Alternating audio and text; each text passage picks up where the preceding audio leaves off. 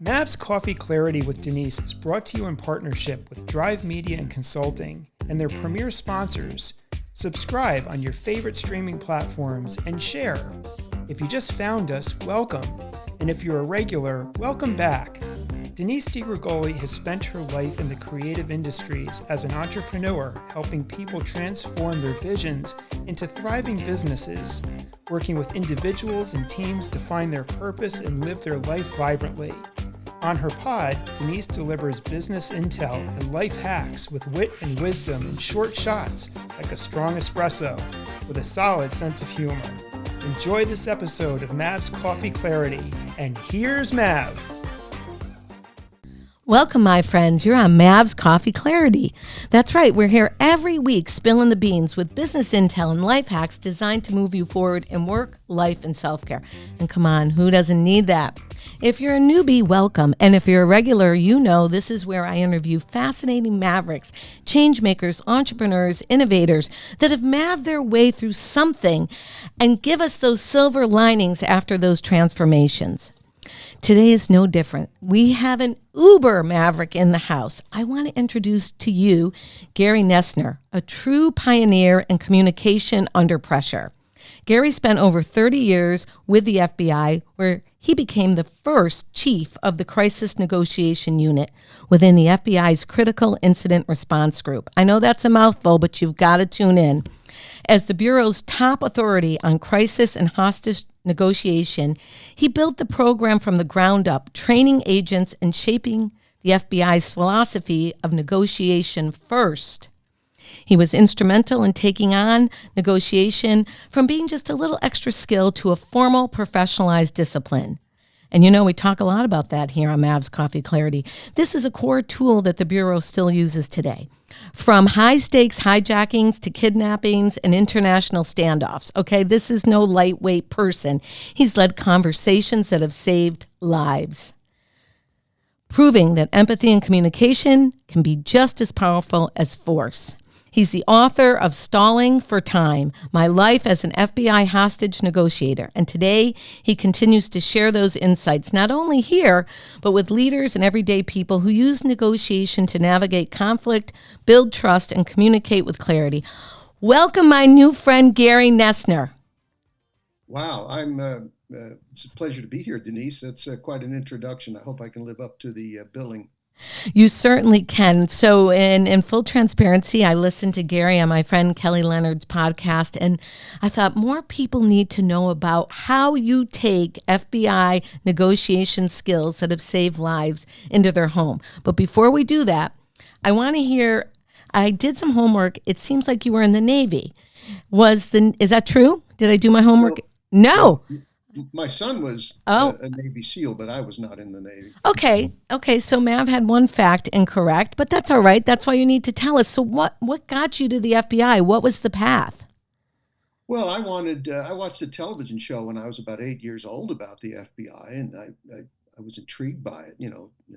For a young man, chasing gangsters and spies and bank robbers and, the old running boards with the FBI Thompson machine gun and all this. It just really resonated with me. And my mother got me a book about the FBI as a kid, and that was all I ever wanted to do. And I went to college and then joined the FBI after that. And it's not an easy or guaranteed process, but I was fortunate enough where I got in, and it was a fantastic career. It was everything I thought it would be. And yeah, so that's the story. It's not particularly complicated. So now you're in the FBI, and I think you were a certain number of years in before you got this position. And did that position come out of the Waco event where you became No. Okay, so how did the FBI, yeah, I mean, I was, several years in the FBI before I had a chance to get involved in what was then an already existing, but, relatively limited specialty of negotiations that was started by NYPD in '73, and the FBI kind of borrowed it and expanded it and spread it around the world the following year in '74. And it was a more rudimentary program that was based strictly on bargaining with hostage takers. I became a negotiator, a few years after that, and started doing it in the field as a part-time function, as most FBI negotiators are, and then at the same time working international terrorism cases. And then in 1990, I was asked to go to Quantico to be one of two full-time negotiators and managing the program and teaching and responding operationally. And then after the infamous Waco incident in 93, Mm, there was a clear realization on the FBI's part that the negotiation program had been undervalued and understaffed and underappreciated. And so they created a much larger standalone unit, and I was made the first chief of that. So I didn't start the whole negotiation program, but I certainly am proud of my contributions to it. And well, from so, what I've read, you led a lot of the initiatives. So I don't. I know we're going to talk a little bit about Waco, but when you talk about high stake kidnappings, riots, like what? How does someone like you, or any person, frankly, get into that line of work with a sense of like, I'm going to be okay and I'm going to do a great job? Because one of the things you say is like a negotiation, right? It's the old school was, I'll give you a hamburger, you give me the hostage back. right. So tell me about that, because I think everybody has a predetermined idea of what negotiation looks like for them. And I want to demystify that. Yeah, I mean, again, when the program started, it was pretty limited to what we would call bargaining, quid pro quo bargaining. Mm, Someone's in a bank with hostages, and their robbery took too long to develop, so they are surrounded by the police and they're trying to get out. So they threaten to kill the hostages, and they want their getaway car and so forth and so on. And in those cases, psychologically, you have to realize that the person is there to get something they can't get on their own. In that case, money. They're right. not really there to die. I'm not saying nobody Right, dies. exactly. Yeah, but we have the ability to influence and control the outcome, because at the end of the day, they're left with either cooperate with the police or run the risk of being seriously injured or killed. Right. And it sometimes takes them a while to appreciate that reality, but in almost all the cases they do. And in fact, contrary to what many believe, most hostage situations end peacefully. And it's rare that a hostage is killed for the very Mm, reasons. There's usually not, that bank robber doesn't have a personal a set of animosity, anger towards the hostages. They're just trying to get their money. right. When we see violence, it's more likely directed against someone for whom you have a history with, or a bad romantic relationship, a workplace situation, whatever that might be. Mm, But what we found out when I became a full-time negotiator in 90, only 10% of what we in law enforcement writ large were doing were bargaining situations. What in reality we were facing were people in an emotional state. Again, right. the boyfriend holding the girlfriend who's threatened to leave him, the person who's holding his boss hostage because he got fired, on and on and on. You can think of many examples that we still see every day. Those, in fact, are the more challenging, because we're dealing with a state of high emotion. Mm, And in some instances, these people feel there's no turning back, and they may have already committed something pretty bad.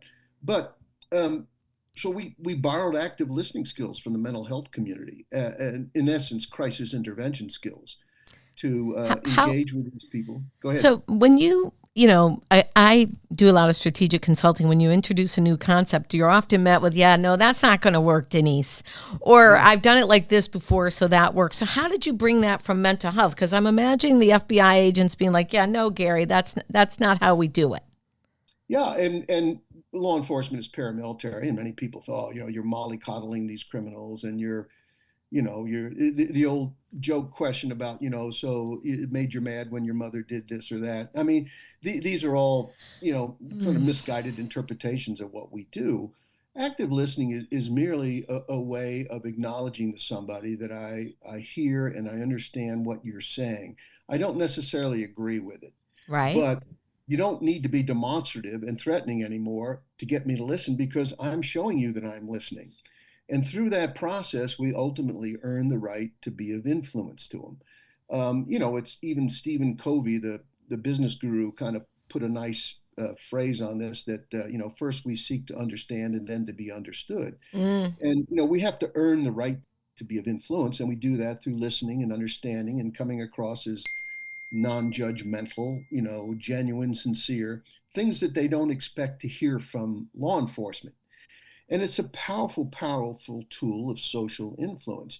So we practice those skills. We taught those skills around the country. And you're quite right. Initially, a lot of police officers never heard of them, didn't know anything about them, were a little skeptical. Now it's the bread and butter. I mean, you can't go to a negotiation training session around the country where every negotiator in there is conversant in active listening skills. And I'm very proud that that's, I think, the major contribution that the FBI made to the world of negotiations. Do you think it's as easy to train on the topic today as it was back then? Yeah, I think it's a little bit easier because there's a lot more information, there's a lot more case studies, there's things we've learned through trial and error in the law enforcement business. But to be able to say to if I was training you as a negotiator and I explain these skills to you and I give you role playing exercises to practice these skills, I help to impart a sense of confidence on your part that I don't control the outcome, but I'm going to use these skills to the best of my ability to achieve the outcome we want. Once you know that, you sort of eliminate performance anxiety that so many get. Oh my God, he's going to kill somebody if I screw this up, if I say the wrong word. That's not the case. Nothing you say as a negotiator is going to cause somebody to die, unless you said go ahead and kill them, which would be ridiculous. But basically, once you realize that these skills give you the ability to respond effectively, to restate the content of the person's problem and reflect the feelings they have about it. This is powerful, powerful stuff, and it works. We're definitely going to role play towards the end. We're going to do it. Sure. We're going to do it for the audience, for sure. I'll put my name right out there. And it's really effective stuff. And what I like about it so much is armed with these skills, the negotiator, again, doesn't have the burden of, oh my God, there's children in there. If he kills them, it's because I said something wrong or did something wrong. No, the only thing you control is yourself. That's right. I would go into every negotiation and preach that others should, with confidence that any objective examination of what I did is going to say this guy sincerely and genuinely tried to help these people out of a situation that he or she did not create. I didn't create that. I'm not God. I didn't cause this conflict in your family, but I'm going to try to help everybody get out. At the end of the day, I can only control so much. I can't guarantee an outcome. There had to be pressure on, as the chief of this whole operation and training others for you to be like, I'm role modeling the ultimate behavior. So take us through to like one of your craziest negotiations that you really felt like, wow, I'm really out here on a plank, whether it be a kidnapping, the Waco event.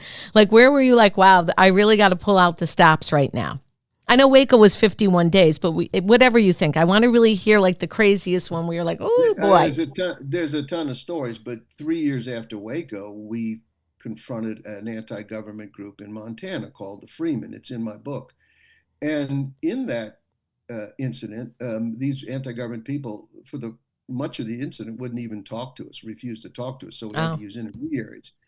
Eventually, we convinced them that maybe they didn't have as much time or shouldn't be as relaxed as they would. Now, we didn't plan to go in, but we suggested that maybe they should be concerned about that. And that caused us to have some direct contact. And eventually, one of the leader at that point wanted to come out and talk to his leader, who we had arrested already. And, and I said, well, what do you want to talk to him about? He said, I want to ask him if we surrender, how he feels about that, what he wants us to do with this. So he was checking in with his boss. He's checking in with his boss. And I said to him, well, what are you going to say if he tells you to continue with the siege? And he says, well, I guess I'll have to make my own decision. Now, that convinced me that he was looking for authorization to do what he was planning to do anyway. Right. So I had to convince the FBI bosses, let's let this guy leave the crisis site, will fly him in an FBI plane several hours to Billings, where Wow. he will meet in jail with his incarcerated boss, who we arrested. And after that conversation, we'll let him back inside the crisis site. Now, that's never been done anywhere to this day, as far as I know, other than that case. Would you say that And was it a worked. calculated risk on your part because of your active listening? Like you were betting on your intuition, or were you like, this is my last roll of the dice? Which was it? Well, I'll explain it. No, I didn't look at it as the last roll of the dice, but here's how I looked at it. Yeah, My boss, in fact, asked this question: what do we get out of this? right. And I said, you're asking the wrong question. I said, the question is, what do we lose? What do we give up? We get right back to where we are right at this moment. And he's been out, he's talked to his boss, and if his boss says continue on, then that's where we are. What did the boss It's no say? more. He said to surrender. It's time. It's time to end the siege. So Mhm. we got the outcome that we wanted, and it helped resolve it. But you have to be creative and flexible, and you have to ask yourself some important questions. What happens too often in law enforcement, in the military, Mhm. and sometimes in business, leaders get stuck on the posturing of power and control. And Yes. sometimes they will block or object or fail to agree to something that, when you really break it down in an unemotional way, is not that problematic. But our egos get in the way.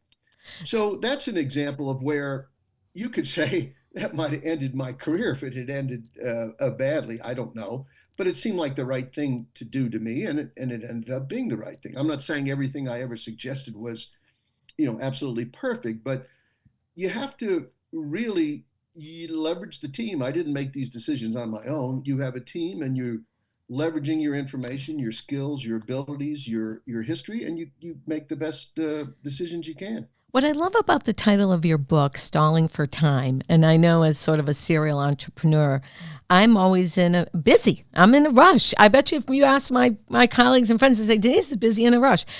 And what I think is really important to highlight here is so much of your technique is pause. And don't we need that nowadays? Like everybody wants instant gratification. I got to get to the Yeah. answer. As you just said, I'm struggling for power, my ego, and we go right to force. So let's talk about that a little bit. How do you get people to pause? I mean, 51 days with Waco. Let's dive in there. That's a long pause.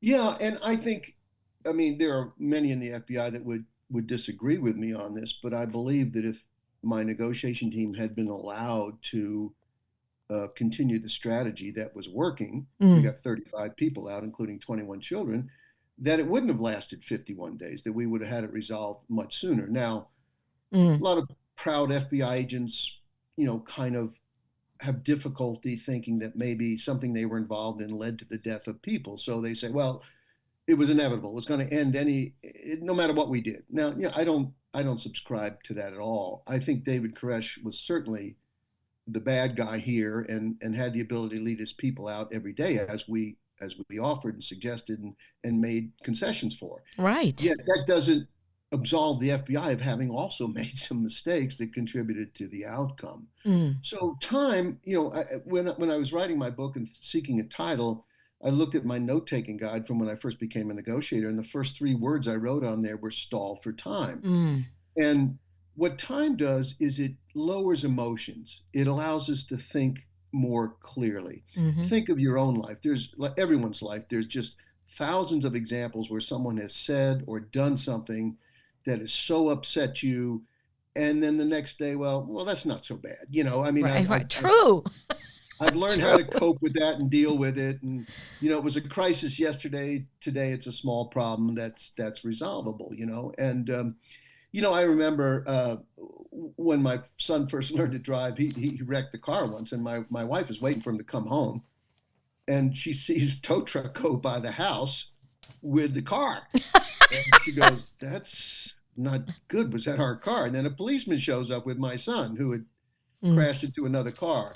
And my wife almost fell to her knees, and the world's over. I'm typically away from home on a trip again. mm. And I said, "Hey, is anybody hurt?" No. I said, "Phew, it's a great day then. Don't worry about it. The car's metal. We get it fixed, whatever.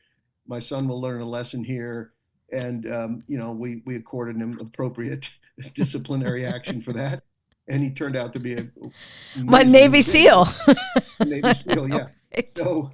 So the bottom line is that just perhaps a poor example of it, but what's a crisis today and what has got your goat now?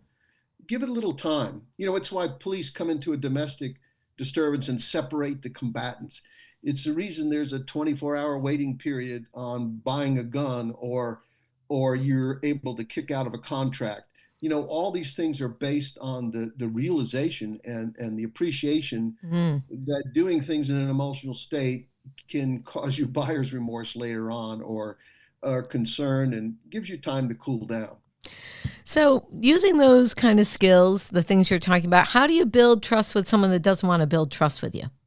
So, I mean, it can be very difficult. There's people that, particularly in the law enforcement context, that are yelling and screaming at you. They probably had a particularly bad history with law enforcement in the Right. past. Right. So, you show up and say, hey, let's be friends. And, it's a tough thing. You have to earn the right. And this is what we train. It's not going to come to you because of your rank or the uniform you wear. It's going to come to you because you project yourself as a decent, genuine human being. You're Mm. not going to lie to them. When they tell you they want something you can't do, you say, I don't think I can do that, but here's what we can do, and let's work together. You through the passage of that time that we just talked about, Mm. you can convey that you are someone worthy of their respect. And eventually you get to a point where perpetrators will say to us, Gary, I just don't know what to do. I don't know how to get out of this. Well, when I hear that, it's like, the lights go off, the Game siren, the over. champagne opens up, because now they're soliciting my opinion. I said, well, I think you should think about this. And, Mm. and here's how I would handle it if I was you. And let me help you, that sort of thing. And it's extraordinarily powerful. Now, does it work 100% of the time? No. But I what mean, does really work 100% of the time? precisely. Um, I think Police this deal is a with myth. the most common call out that law enforcement negotiators have, not so much for the FBI, but with police, are suicides. Mm. And, I always tell police officers, if you respond to enough of those, somebody will carry through on their intent and kill themselves. The fact that they Mm. haven't yet when we arrive shows some ambivalence. Part of them wants to live, part of them wants to die. It gives us the proverbial foot in the door as a salesman to try to convince them against self harm. But if you respond to enough of them, somebody will do it, and it's not your fault. It's a It's not sort of your the fault. game of numbers, unfortunately, as we say in Well, that's sales, right. right? That's right. It's Statistically, statistically. statistically, What I do, and go ahead. I'm sorry, what I love about some of the work I've heard you speak on is that you try to let the person on the other side in your high stake riots, kidnappings, and so on know that they matter. And so much of the work in strategic communication comes down to when somebody's really out of their mind, aggravated in a boardroom, a meeting, a sales negotiation, your family member, right? They feel like they don't matter. So tell me how empathy ties into your principal work and how you get people to believe in it. Because that word has been thrown around quite a bit, right? Empathy, empathy, empathy. It's like clarity, clarity, clarity. So how do we get people to understand that that's like a really important thing to harness? And you can learn it like you move a creative muscle forward. The more you use it, the more it grows. Yeah, I mean, empathy is a demonstration of concern and understanding. I mean, it's not sympathy is I feel sorry for you. You really screwed your life up. Empathy is it sounds like you've had some terrific challenges and you've overcome many, and I want to help you overcome this one. There's a whole difference right there. And I think people want to be listened to Mm. and they want to be understood. And a lot of times, acting out behavior Mm. is based on their sense that no one's listening to me, no one's appreciating me, no one's taking my views into account. Mm. If you do those things that they feel they're not getting, then you're reaching out and you're helping to create a relationship. You're showing, hey, I respect your view. I don't necessarily share it, but I appreciate what you have to say. And, I get it. I think we can agree to disagree, but that's okay. We can do it respectfully and so forth and so on. And I think people are looking for that genuine, honest approach. So we say, don't lie, don't condemn, don't criticize, acknowledge and converse. So I have a personal question to ask. So it seems like a dangerous occupation. Was your wife always cool with you running around to these very high stake, dangerous negotiations? I should have She had was her on. absolutely, that'd be a whole different show. I know. We've been married 51 years now, and Wow, congratulations. well, I've only been home 25, so it's no. She certainly deserves a medal for, we had three kids, and obviously, with so many other careers, the time where your family needs you the most is the time that your career is, the most challenging and requires the most activity. And of course, with mine, there's international travel, there's domestic travel, and there was late night calls, Mm. a couple calls a week. I'd have a negotiator deployed to the Philippines on a kidnapping, and they call for some advice in the middle of the night. I couldn't very well say, it's inconvenient, and let's talk tomorrow. Right. I mean, you get up and you grab your cup of coffee and your bathrobe and you say, okay, what's going on, and what can I do to help? And but yeah, it was a strain. It's funny, in all the years there was only one time, and I think it was a cumulative effect. I went to Peru in the late '90s when the Japanese ambassador's residence was taken over by hostages, Oh, and it was a 120-day siege. So I was down there for that, and as we approached Christmas, for the first and only time in my career, my wife called up my boss and kind of read him the riot act. Said, good for hey, her. send Batman home. I mean, it's there's other people in the business, and my boss said, "You're coming home," and I said, "Boss, I got more stuff to do now." And he said, "I don't think you understand." He said, "I'm not going to negotiate with that woman again. You're coming home." So yeah, but no, I mean, it's Good for tough on. her. Let's give her a shout out. Yeah, Yes. no, absolutely. Her 51 name is years. Carol, and yeah, and it's tough on families. It's really Yes. tough on families, and it's also tough on dads. I mean, I don't want to get into that stuff too much, but there's been a lot written in the last couple decades about super mom. Yeah. Now in holding a big important job in the business world, and then also doing a lion's share of childcare and home. It's challenging. Trust me. No, I have no, and I've seen it with my daughters and my wife. But we should also drop a word for super dad, because my generation, our fathers, I don't think my father knew where the kitchen was. I mean, Mm. I don't think he was aware we had one. He just know the food magically appeared on the table somewhere, and he opened his drawer and all the clean laundry's folded in there. Had no idea where it came from. Imagine that. Yeah, and then you get to my generation, and even despite our work demands, we're far more engaged. And now Yes. I see my son and my son-in-laws, they've taken that much further. So there's a lot of really hard-working, dedicated dads out there that are juggling quite a bit too. And I know it's tough on families these Yeah. days with the economy the way it is, and other challenges. But that's Dual why income, communication. unfortunately. Yeah. No, I salute super dads.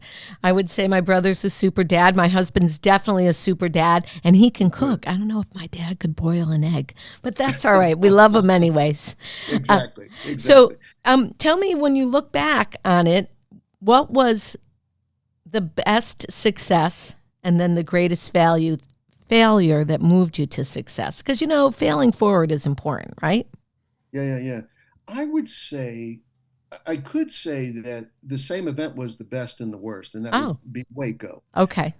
I mean, obviously, the outcome was terrible and not intended, and tragic. Mm.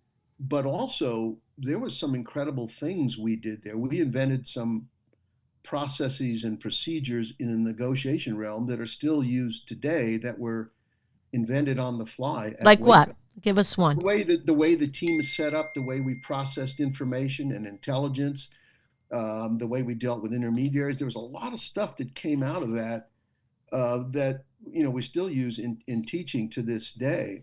And then so it's a mixed bag. And again, I'm very proud that the team got out 35 people, 21 children, and sad that we didn't get more out. Right. I was replaced halfway through, so no one else came out after that replacement.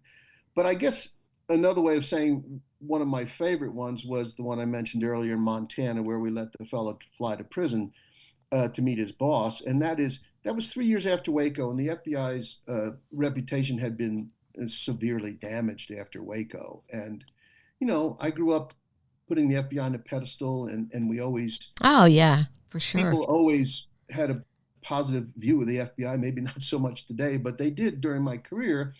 And so it was a tough blow for us that we lost perhaps some confidence in the American people. So we have this Well, I Montana. want to demystify that for you because I don't know what age you are, and it doesn't matter what age I am. For all intents and purposes, we're 39. But my view of the FBI was that they went in to save the day, and you were lucky no matter what you got out of it because they were the final call in saving whatever could be saved. So, from my purview, and I did read up on the Waco. I didn't watch the Netflix show because I'm very particular about documentaries, but I feel like I don't see it as a loss. That's not how it registered for me. So know Well, that I didn't. It here's didn't here's just. here's my gauge on it, Mm, and I don't think the loss of life is necessarily a byproduct of negotiation failure or right. law enforcement failure. But I think what is did we get out everyone that we could have? And Well, on that basis, it's a failure because we could have gotten more people out. So that's kind of my basis. that's your benchmark. Yeah. Yeah, yeah, yeah. But so getting back. Oh, and one more thing I want to say. You should watch the Netflix documentary, the Should six I? part. Did the I guy was play involved you in that. well, Michael Shannon? Well, that's the don't in 2018 Paramount did a six-part I miniseries, got to write it down. which is a Okay. dramatic series. Okay. And then what 3 years ago now, 4 years ago now, Netflix came out with a three-part documentary, and I was involved in both those projects. And the documentary is very, very good and very accurate if you really want to know what happened out there. Yeah, Troy and That I same, always. the same year, they came out with a sequel to the dramatic series, and I was again depicted by Michael Shannon, but nothing shown I did. Oh, okay. Because that's the one I had done the research on, and Troy and I always look for good things on the weekend, so we will watch that one and comment in your show notes. What's the number one principle that you can share with us regular Joes that we can use in our family communication? Yeah, First, our family communication at the dinner table. Like, I want to move the needle on some things. I have a young college graduate. I don't want to be the helicopter mom where people go zzz over my head yeah, at dinner, yeah. but I Well, need to move the needle. it's self-control. Okay, I for me mentioned or that. her. Well, no, and it's how you say things. When she was a teenager, my second daughter and my wife butted heads quite a bit, and I would listen to their disagreement, and later I would say to my wife, "I agree with every single thing you said. You were spot on. Everything you told her, the position you took was perfect, but you didn't say it the right way." You So sound like think Troy. think about how you say things, how they are received by the people that you're trying to influence. I mean, are we being critical? Are we chastising? Are we belittling? Are we being sarcastic? We all do it, sometimes unconsciously, and I would say avoid that.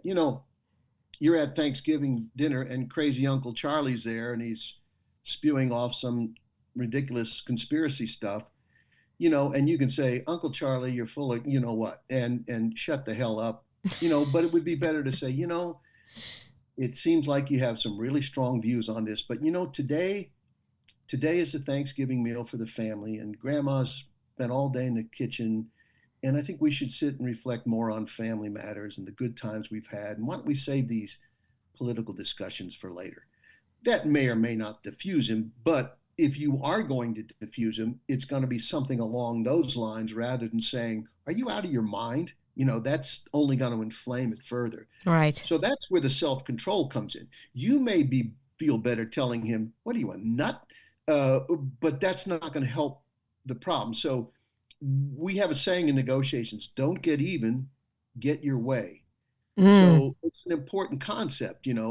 Think about the long term objective and what's the best pathway to get there. And it's certainly not increasing the confrontation or raising the temperature. What do you think people get wrong about the word negotiation and the technique? I think television has done a disservice Yeah, for to some sure. extent. I think it often comes across as even in the professional community, in police and law, as capitulation. And negotiate. We used to say as the United States, we still do. We won't negotiate with terrorists. Well, of course we will. It doesn't mean we're the actual policies. We won't make major concessions to them. We won't Yeah. give them money, release prisoners, change foreign policy, whatever that might be. But I guarantee you, if there's a plane load of terrorists at JFK Airport tonight, the FBI will negotiate with them, if for no other reason than to buy time and to see if we can get people released and maybe get them to surrender, and if, at a minimum, allow us to assemble more resources and have them prepared to do what may be necessary, a tactical entry. So the act of negotiations, John Kennedy said, we should never negotiate out of fear, but we should never fear to negotiate. I mean, it's a powerful, it's discussion. It's that's all it is. I feel like some people, well, I'm going to give you one and you can answer it for my clients. I have some clients that are fearful in big boardrooms to really voice their opinion. They have their opinions and they want to get their opinions heard, but instead of doing it right there with the leadership, they go outside the room and right? So those people are, for lack of a better word, a little, I want to say, not intimidated by the negotiation, but because they don't know how to do it, they don't do it. What are we telling those folks other than stop gossiping? Yeah, I mean, I think, using your scenario, you're in the boardroom and you hear something that you think is very counterproductive to the team's objectives or the company's goals, whatever it might be. Mm, You can say, that's stupid. That won't work. We tried that before. That's probably going to create, animosity and bad feelings. It'd be better to say, I look at this a little differently, and here's my thoughts on what might help us better to achieve this goal. And people should feel comfortable saying that. Now, of course, let's face it, we have some bad leaders that may not want opposing points of view. And I don't have a magic recipe for waving my magic wand and getting rid of your knucklehead boss. But most leaders, if they're smart, will say, okay, I want to create an atmosphere here where I'm encouraging people to give me their advice. That's why they're here. If I was going to make the decision, I'd do it alone in my office. I want good point. input. Right. Okay. And that's an example of something you could say, boss. This is purely your decision, but I assume you called us here because you wanted our take on this project that we are considering. In that spirit, I'd like to offer these comments and suggestions. That's fine. A leader will either most leaders will respect that, and again, there will be some that don't want to hear it. So we touched briefly on, Uncle Crazy at the Thanksgiving table and espousing whatever conspiracy theories about anything, and take that up to the next level when you are negotiating perhaps a big giant sale. And you might have done some research. I'm really giving you client examples now. And you might have done your research or not, but you might not be feeling the other person and you might have an internal bias, right? And that's prohibiting you from doing a good job at negotiating. What would you tell the person about their internal biases or not? Like, because everybody wants to think they're right? For the people that are starving to know they matter, that's one group. But then there's the other group that just wants to bulldog their way through. They're right, and they're going to win. So the idea of win-win is not in their vocabulary. How do you get through to those people? Well, you can't get through to all of them, but I think you try to say, I think we've come to fully appreciate and understand your point of view on this, and are you open to hearing other points of view that might uh, further clarify this issue we're trying to discuss? Because I've got some ideas if you'd like to hear them. And, that's the best you can do. They're either going to be receptive to hearing those ideas or not, and it's how you do it. It's how you say it. Mm, It's not, if it comes across as dismissive or critical, it's not going to be received as well as it would be if you do it the right way. Again, one of the big things I talk to audiences about now is it's how you say something. all the situations I was involved in, Mm. we generally would ask people who surrendered, what was it that we said? Yeah, Did it what make you? was it that you said? Yeah, because we want to know, right? And this is surprising, Denise. I mean, the answer was almost always the same. I don't remember what you said, but I like the way you said it. Now, Mm. think about that. And so much of our communication is tone, demeanor. If it's face to face, it's body language. Mm. These things that most of my stuff was on the phone. That's why I caveat that. But yeah, I mean, how do we come across? And are we likable? Are we genuine? Are we non-combative? And these are the things. How do we know if we're likable and non-combative? It's, And it's like the Supreme Court judge said about pornography. I can't define it, but I know it when I see it, right? Um, yes. Perhaps a poor example, but no, I think, No. people you've met in your life, Mm. and maybe you go to a business function and you meet somebody new, you talk to them for 15, 20 minutes, and you go back with people you've known for a long time, and you might catch yourself saying, I really like talking to Gary. What an interesting person. He seemed like very nice, was interested in what we do at our company, Mhm. and seemed very genuine. That feeling you get. Yes. It may be difficult to articulate it more specifically than that, but you know it when you feel it. I call it my We should all intuition. I strive. mean, it's your internal gut. It's how you Well, but read the but what leads situation. to that? What leads to that are some of these things I've talked about, the way they present themselves and carry themselves. I have a standing joke I tell audiences when I travel by myself and I'm giving a corporate speech and I'm in the hotel and getting a meal at the bar because I don't like sitting in a restaurant by myself. And I talk to the bartender, and whoever sits next to me becomes my target du jour. I mean, young, old, male, female, it doesn't matter to me.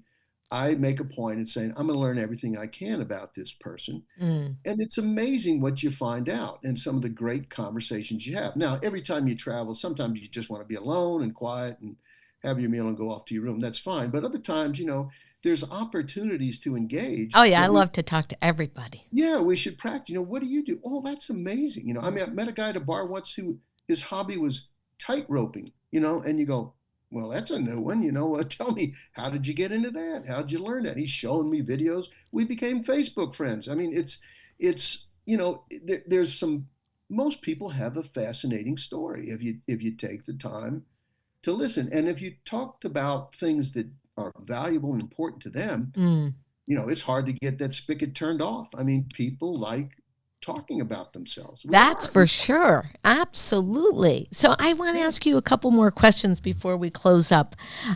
What's the biggest piece of advice you received that you're glad you didn't listen to? The biggest piece of advice that I received that I'm glad I didn't listen to, That's the gosh, only trick question we ask, but we put it in the show notes for you. yeah. I mean, I'm not sure. I might have to think about that a little bit, Denise. I mean, I think it's ugh, I don't know. I'd have to think about that.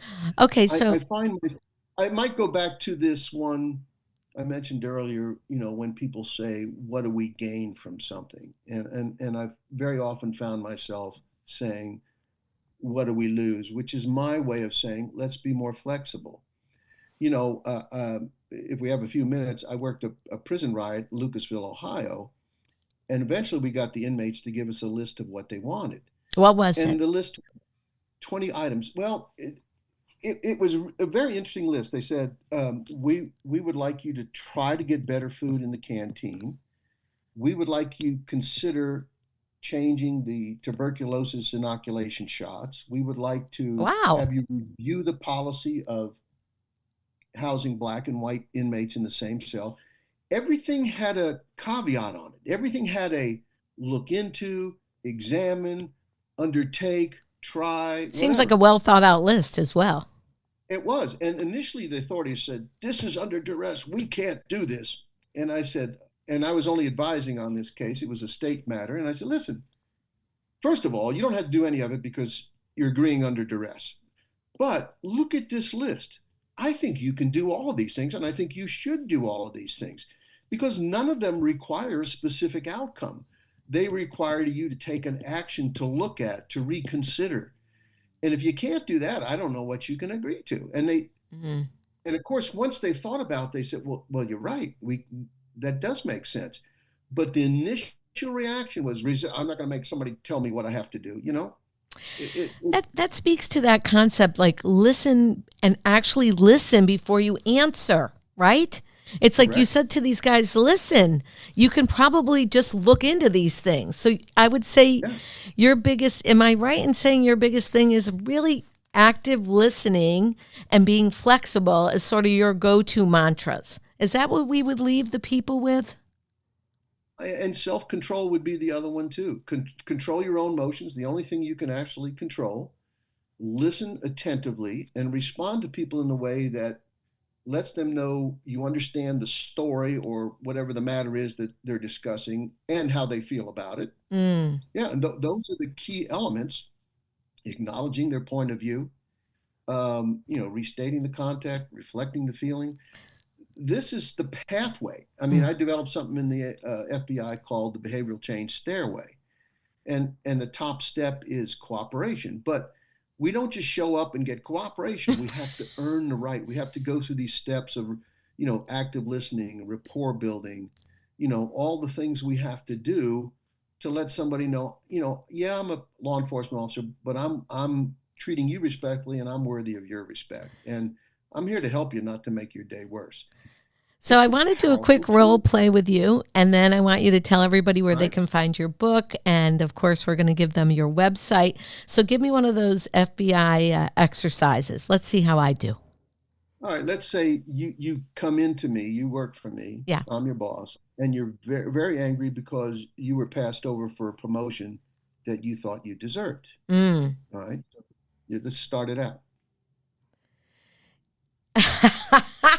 Now, Mav is So on the I'll spot. start. Yes. So Denise, Mm. you wanted to see me today? Please have a seat. You know, What's Gary, up? I've really enjoyed working in the department with you under your leadership. I've learned so very much.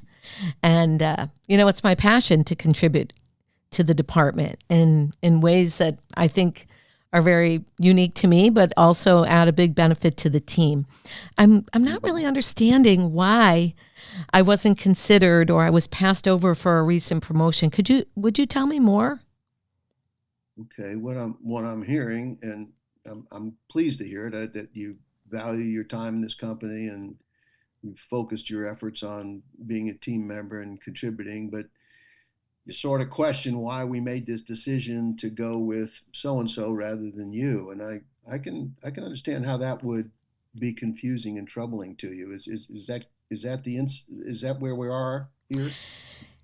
You know, I am I am looking for feedback because I do Yeah. believe that I was passed over and I would really want to know why before I say any more. Well, I think that's a fair question, and I think I have to apologize you because I probably should have brought you in and explained to you the decision we made. You deserve that, and I didn't do it. So I'm sorry for that, sincerely and genuinely. You are right. You're a valued employee here. Your skills are tremendous, and I value having you on the team.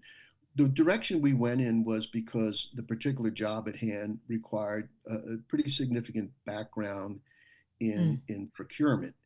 And if you look at your resume, you have a much more limited skill set in that particular area.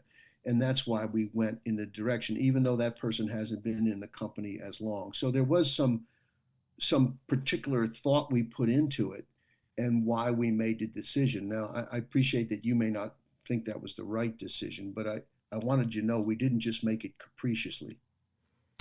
Well, I do appreciate that explanation, and I can understand the decision making process there. Are there things that I can do in the future to be more in tuned with the possibility of a promotion in this organization as I invest more time here? I have no complaints about your work, but it's nice to hear that you see a future with the company and you want to grow into the business. And this has helped me now to think about ways that I can task you with more challenging projects to give you that experience that would position you to be more competitive for some of these openings when they occur. And and I will commit to you now that I will make that effort to find those projects that I think will speak to your skill set and will enable you to make those contributions and at the same time advance. Well, I do appreciate your time today. I know that you're extremely busy. And is there a good time for me to check back so we can continue this conversation? Because I want to stay in step with your vision too for the growth of the firm. Yeah, I mean, if you want to talk, we can set up an appointment literally anytime you want. You're right. I have a busy schedule, but I always have time for valued employees like you. So, yeah, just let my secretary know that you'd like some time with me, and we'll set up the time. I'm always delighted to meet with you, and I appreciate particularly that while this has probably been on your mind for a while and Oh, maybe yeah. simmering, that you felt confident enough to come in and share your concerns with me, and I understand those concerns and I value your input. So thank you for coming in. Thank you too. Well, that now for me, right, I would give that a lot of thought before I would go in to see my boss instead of Right. being reactive. But I also am a different decade in my life. I could see me as a 20-year-old with a hot head flying and be like, I worked all these hours, and then be like, and so I believe in a multi-generational workforce. We can all learn from our, Yeah. gen this, gen that, and the others. But I don't like the word but, I always say yet where can we share today? Like, that's a very controlled narrative. I feel like I did okay considering you're like the chief negotiator of the FBI. But I could also see me at 30 being like, yeah, no, I am pissed. So what can we tell those people that are there saying, yeah, I am pissed, whether they're 30, 40, 50 or whatever? Like, how do we get people to put those parens around it so they can go to you as calm as we were? Yeah. I mean, I think the first thing they have to do is succinctly lay out the issue as they see it.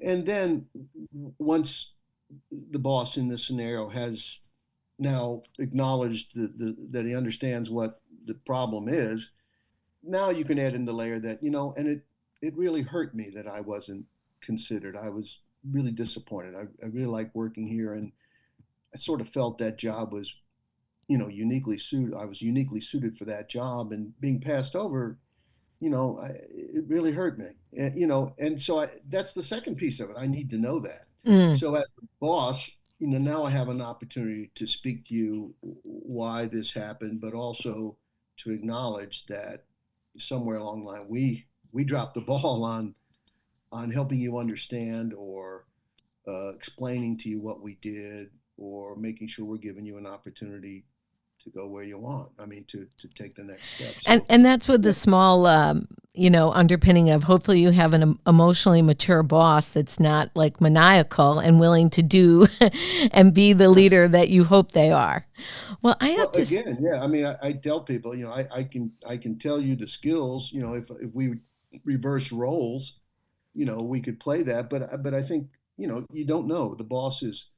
You have to go into it knowing that you can only control yourself. You can hopefully influence the boss's ability to comprehend what you're saying and the end result of the conversation, but you can't control it. And again, most bosses are going to be, unless your relationship is just in the toilet, they're going to be reasonably receptive to meeting and hearing. But and as long as you don't turn into an offensive, obnoxious complainant, they're probably going to respond effectively. But there are some bosses that you know know everything, and Self-serving, yeah. because I said it, that's why. Even as parents, we have a frustrating point. You said, we all talk about, you got to explain to your kids why this certain action was bad or whatever. At the end of the day, we just say, because I said so. We all have a frustration point, Right. but we have to really try to avoid that and give people a chance to talk. Listening is the cheapest concession we can make. It costs you nothing, nothing. Isn't that the truth? And it's so, like, when you sit down and actually talk about it in the way that we're talking about it, it's the easiest thing, with a smile, right? Communicate with a smile when you're listening. Your body language is 70% of that equation, and being really locked in, eye on eye, and showing appreciation and just being true to yourself while you let the other person know they matter. All right, how are we leaving everybody today, Gary? What are we telling them that makes them better negotiators, better in their communication, better in their heart for the results? I think we've touched on that. I mean, control how you approach a situation, and be cognizant of that is the only thing that you absolutely have control over. But through that, you will enhance your ability to influence the outcomes that you hope to achieve. Just stepping back one step, if you're that boss, Yes, and you have made a mistake, and I've made them as a boss before, acknowledge it. No one's going to question your authority because you admit that, I'm a human being. We had a lot going on then, Denise, and I think when I made that decision on hiring the other guy, it didn't cross my mind that this was a position that you were interested in. And, I blame myself for that, and I apologize to you. That's okay. It doesn't make me a weak or feckless boss. It shows that I'm human and I'm fallible. Tell the truth. Then it also, should commit me to, show you more deference not deference, but to be more attentive in the future to what I might do to some extent to make it up to you, and to give you opportunities and challenges and recognition. A boss should praise their workers, and give them credit for things. It's something so many forget to do. Well, this is true. This is true. Yeah, and most people say, well, I want a bonus. I want a bonus. Well, bonuses are great, but that's not why people step up to the plate and give the company the extra measure. They do it because they value their boss. They feel appreciated and understood and valued. That's why people come to a company. That's why they stay with a company. So, which speaks to your retention and the quality of your work and the team atmosphere. All of that goes towards a better business model, but leaders have to be attentive to that. It's what you said earlier about the hostages. How you made them feel, right? People will work overtime without compensation sometimes because they feel so good about their company and what they're doing. And I see it time and time again with so many of my clients. Like, people are there for the culture, how it makes them feel, and the outcomes that they're providing in their goods and services. But we've all had, crazy bosses and bad cultures, and we have. Yeah. But I used to send guys and gals overseas for weeks and weeks at a time, and there's no structure in the FBI for them to get that time back. It's okay, you got back Sunday after 6 weeks abroad. Okay, see you Monday at work. And I would say to somebody, hey, listen, I don't want to see you for a week. Spend time with your family. We'll take care of the administrative part of it. Now, I was probably breaking the law when I did that, but I proudly would do it again. And you have to take care of your people. Family first, for sure. Absolutely, And, well, the FBI used to have this saying, family comes first, and it was a big lie because the job always came first, right. But so you try in ways, I met with Janet Reno once when she was the Attorney General. Oh, you did? Yeah, I for a period of time, I was also administratively managing her protection team. And I went in to meet with her one day in her office. And her protection team leader told me, he said, when Ms. Reno keeps us out late at night, she calls our wives and apologizes. Wow. The Attorney General of the United States calling Mrs. Smith and saying, I'm so sorry, your husband kept him out 2 hours later than normal tonight. We had an important meeting. And, she just, whatever people think, she had a lot of dignity. She would have to fly somewhere at the last minute, would get a first class ticket, was always available. She'd go to the waiting room in the airplane, and she would change her ticket with somebody in coach. Said, you take the first. Said, I will not, as a government official, be seen flying first class. There's a lot to be said for decorum and manners, right? That opens the path to creativity and the art of negotiation, right? It's just Well, respect. it's a leadership issue too. Yeah. It's demonstrating to your team that you're willing to do what you expect from them, and that carries a lot of weight. It's always left an impression with me when I heard that story, and that's good leadership. I'm sure I didn't always live up to it, but it had an impact on me. I grew up in family business. My grandmother ran her husband's automotive service company, Ford dealership. He died suddenly when she was 49. He was 54. And she said, I'm never going to give you a job I wouldn't do myself. And that's how my husband and I run our firms. Like, I'm never going to give you a job and you will see me there, the savant leader rolling up my sleeves. I don't know. I just like to be active and involved. I don't like to sit on a throne, even if I'm the boss. I really... that old management theory, from 20 years ago, management by walking around. I mean, there's a lot to be said for that, It is. People want to know that, they can say hi to the boss, or the boss may know their name, or ask how their kid's operation went, or how the softball game was for his daughter, whatever it is. Just being human.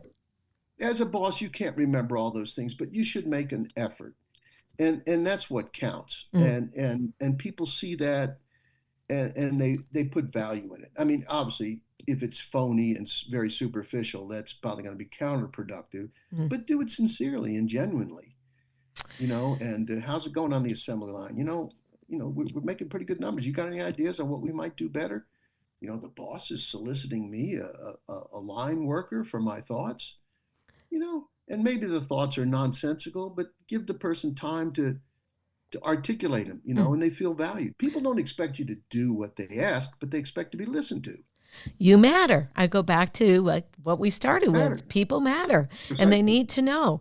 Well, this has been a fascinating conversation with you. And I can't tell you, I was nervous, everyone. I was nervous interviewing Gary Noesner. I really had to prep up here. I wasn't as slapsticky as I normally am, but I am fascinated by the art of strategic negotiation at your high level. And what I love about it is we can bring it down to everybody can use it. So as we're leaving our audience today, you can go to GaryNoesner.com. I'm going to spell it for you, and it's going to be in the show notes. GaryNoesner.com. You can find his book, Stalling for Time, My Life as an FBI Hostage Negotiator, on his website and Amazon. Yeah, it's all over. And you can hire Gary to speak for your organization in the field of negotiation. What else am I missing, Gary? No, that's it. I mean, I would. We talked about some of those television shows. They might want to check out I don't even know if it's still on Netflix, but the 3-part documentary. I think we're going to have to check out the Netflix documentary, the 3-parter.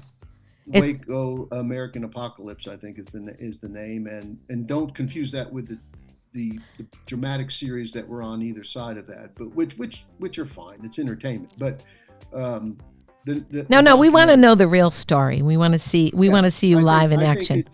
There have been maybe a dozen documentaries on it through the years, and I think this one is far and away the most comprehensive and accurate.